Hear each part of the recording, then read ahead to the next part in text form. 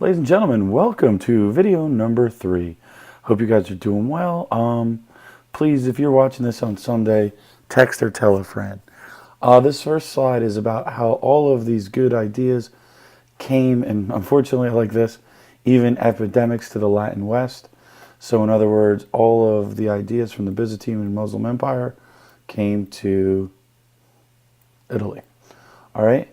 Eastern-based commerce revived the urban economies of the Latin West, those Italian cities, brought ideas, technology, Latin, Islamic science, medicine, astronomy, and botany as well, helped revive, especially Italy. And once you revive Italy, you are going to revive the rest of Europe. It's going to travel through there. We read this already, but I think this is a really interesting way to explain it. Machiavelli said, "Be good when possible and evil when necessary. A ruler keeps power by any means necessary." Do what you got to do to keep your power. So we go to Renaissance art. Remember, patrons pay for it. Before, focused on church and salvation. After that, the art is going to be focused on worldly matters and Christianity as part of those worldly matters. All right? Look at the difference.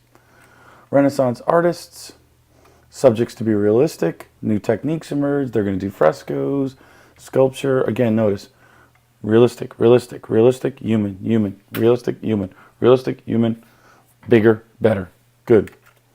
Masaccio, this isn't his painting, but again, you see that technique of perspective. Masaccio, this one's not really his, but it again shows you the idea of 3D. Vocabulary word for the test here is perspective. Michelangelo, again, lived in Florence.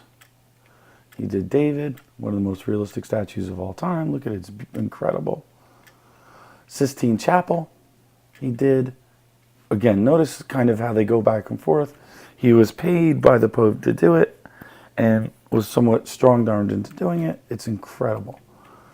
Here you see some of the individual panels. Eve, Adam, got separation of light and darkness, and the Last Judgment. He did La Pieta, which is a marble. Incredible. Like, that looks realistic. It looks like a real face. He did Moses, which we saw in class. Leonardo da Vinci, who you've all hopefully heard about. Instead of remembering that he's a painter, sculptor, architect, engineer, remember he was a genius. He did the Mona Lisa. We've talked about that. Look at the light. Look at the shadow. Is she smiling? Is she, or is it really him? Which we talked about. The Last Supper. He had these famous scientific notebooks. Whether he studied human beings, he studied how to make something. This is a full power crossbow he was trying to design. Incredible realism. Incredible technique. Here he was just studying different ways to draw the hand. Then you've got Raphael, a painter from 1483 to 1520.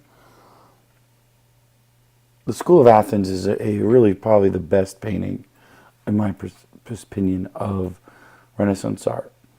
First, you get actually Renaissance architecture built into it. You get the use of perspective, but there's a genius here. In that painting are famous Greeks. Because remember, who did the Renaissance look back to? The Greeks.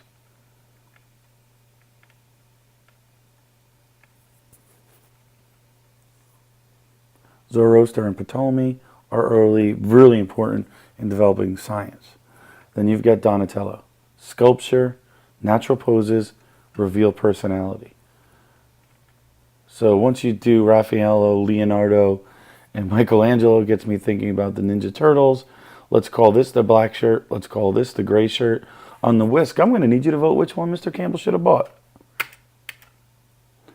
So the Renaissance goes from Italy up north. John van Eyck is a Dutch painter. Look how realistic this is. Look at the shoes in the background. Look at the shoes here. Look at the little dog. But the coolest part is he hit his signature here. And look, there's 1, 2, 3 faces in the mirror that are basically showing you whose perspective the painting is painted from. Just look at the difference of the light and the shadow up here on the light fixture. Incredible. Incredible detail, incredibly skilled. Humanism. What is humanism? Celebrates the individual, stimulates the study of Greek and Roman literature. The patrons are going to pay for it. Who are some of the writers of this time? Petrarch. He's going to write the sonnets to Laura. He's going to write love poems in the vernacular. What's the vernacular? Native language. The words you use today. So when a kid says, yo, what's up, or swag, or YOLO, or any of those other ridiculous things, they're talking in their native language. Hopefully to help you understand it better. Petrarch and Masaccio are famous writers of that time period.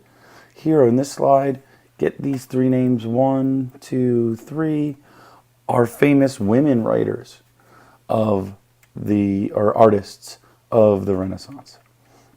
Erasmus, important. This is going to set, This is going to set something up for the Reformation. Notice, he writes this book, Praise of Folly. He used humor to show how immoral and ignorant, how dumb people are. And some of the people he's going to embarrass are the priests, the clergy, all right? And then you've got Sir Thomas More, who's an English humanist. Notice again, first writers are Italian, then it goes Dutch, then it goes to England. He's going to write this book called Utopia. And he's going to design and describe a perfect place, a perfect society. Men and women in harmony, no private property. In fact, if you talk about a place that doesn't exist today, you say, where do you think you are? In Utopia? Deuces, we're done.